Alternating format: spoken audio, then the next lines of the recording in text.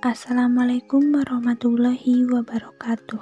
Perkenalkan, nama saya Lisna Permayanti Resmana dari kelas 20D1DR2 Universitas Muhammadiyah Cirebon. Di sini saya akan menjelaskan tentang materi IPA dalam kurikulum di Indonesia.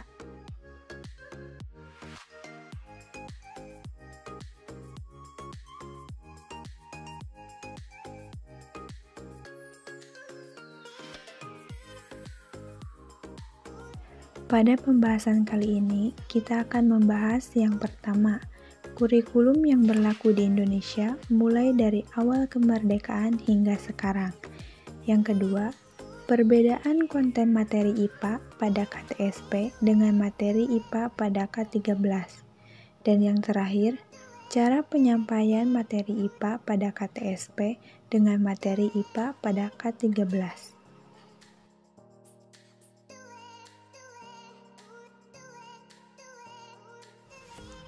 Pembahasan yang pertama yaitu kurikulum yang berlaku di Indonesia mulai dari awal kemerdekaan hingga sekarang.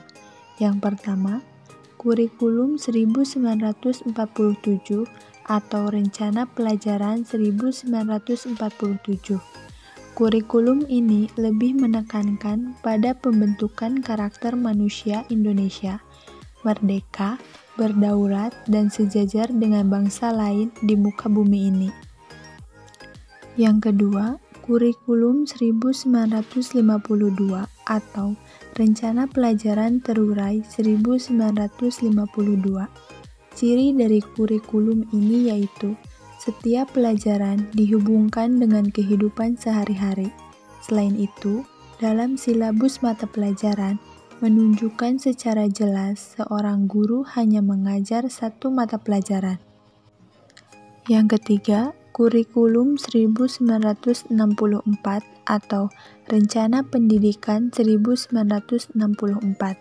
Kurikulum ini memusatkan pembelajaran pada program Pancawardhana, yaitu pengembangan moral, kecerdasan, emosional atau artistik, keprigelan atau keterampilan, dan jasmani.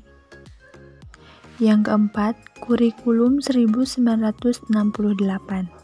Kurikulum ini bertujuan membentuk manusia Pancasila sejati, kuat, dan sehat jasmani, mempertinggi kecerdasan dan keterampilan jasmani, moral, budi pekerti, dan keyakinan beragama.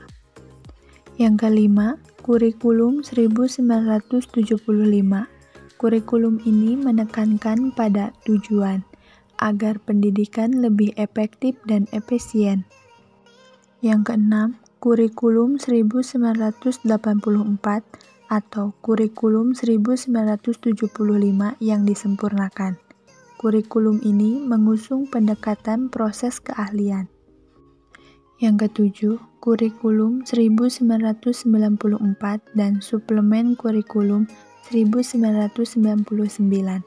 Kurikulum ini merupakan hasil upaya memadukan kurikulum-kurikulum sebelumnya, terutama kurikulum 1975 dan kurikulum 1984. Yang kedelapan, kurikulum 2004 atau KBK, kurikulum berbasis kompetensi.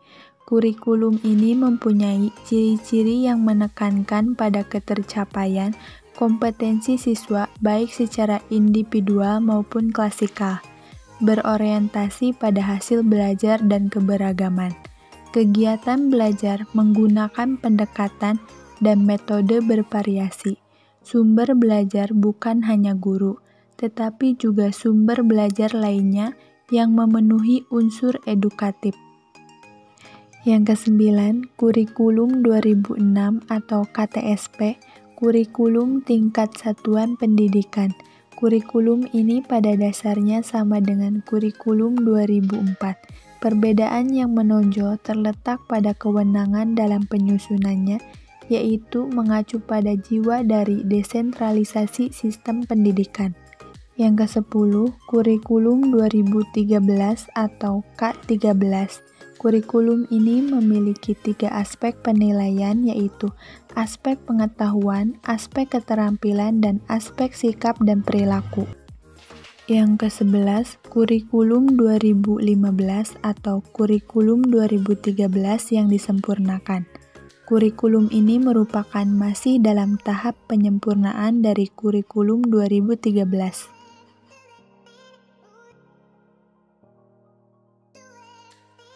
Pembahasan yang kedua yaitu perbedaan konten materi IPA pada KTSP dengan materi IPA pada K13. Pada KTSP, kompetensi diturunkan dari mata pelajaran. Materi juga disusun untuk memberi pengetahuan siswa, dan pendekatan pembelajarannya, siswa diberitahu tentang materi yang harus dihafal. Selain itu, tiap jenis konten pembelajaran diajarkan dengan terpisah. Pada K13, mata pelajaran yang dikembangkan melalui kompetensi. Materi juga disusun seimbang mencangkup kompetensi sikap, pengetahuan, dan keterampilan. Dan pendekatan pembelajarannya berdasarkan pengamatan, pertanyaan, hasil melalui pemanfaatan berbagai sumber belajar. Selain itu, bermacam jenis konten pembelajaran diajarkan terkait dan terpadu satu sama lain.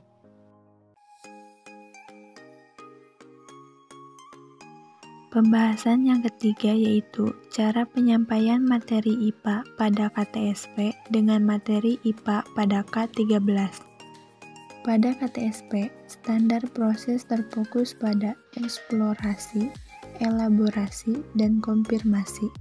Belajar juga hanya terjadi di ruang kelas. Selain itu, guru merupakan satu-satunya sumber belajar.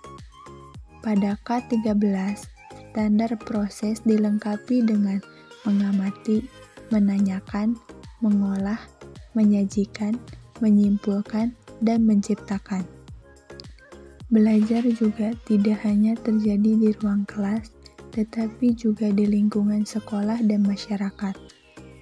Selain itu, guru bukan satu-satunya sumber belajar.